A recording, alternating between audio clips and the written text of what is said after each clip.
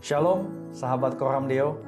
Mayoritas kita tahu arti Advent adalah coming atau kedatangan.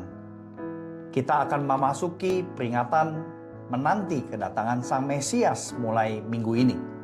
Fokus spiritualitas Advent adalah hope, peace, joy, love.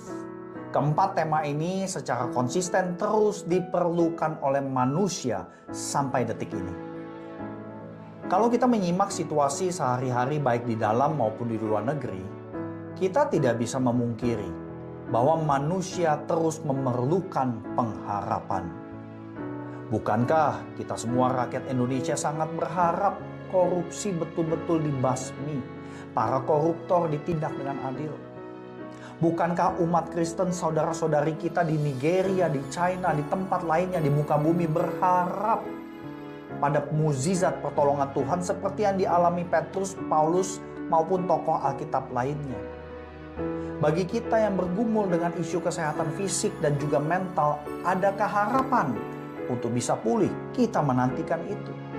Lalu bagi kita yang kesulitan mendapat pekerjaan, mencari nafkah, bukankah harapan membuat kita tidak mudah menyerah?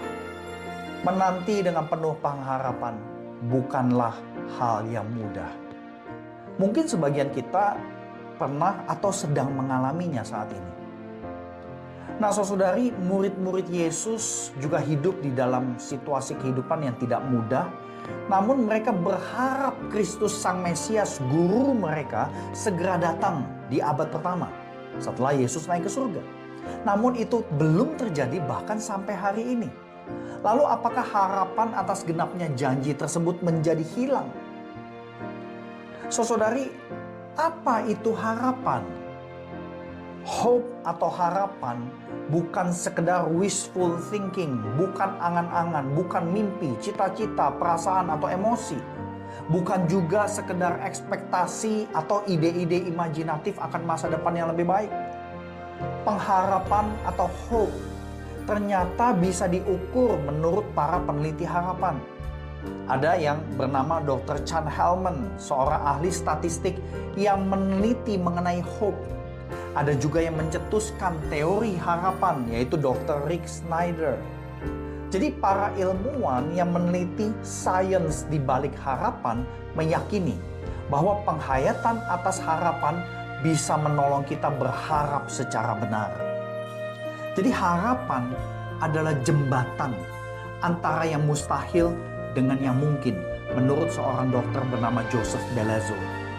Ketika kita memperingati Advent, sebenarnya kita disediakan jembatan itu. Maka kesempatan untuk melihat kekuatan harapan secara kolektif bisa terus kita alami. Tanpa harapan sebagai sauh yang kuat, menanti menjadi sia-sia. Tetapi harapan menanti datangnya Yesus Kristus, Tuhan dan Raja Damai, tidak mungkin sia-sia. Kalau harapan di dalam Alkitab diilustrasikan sebagai sauh atau jangkar yang kuat, menurut surat Ibrani, maka peristiwa atau masa Advent adalah jembatan untuk kita mengalami harapan tersebut.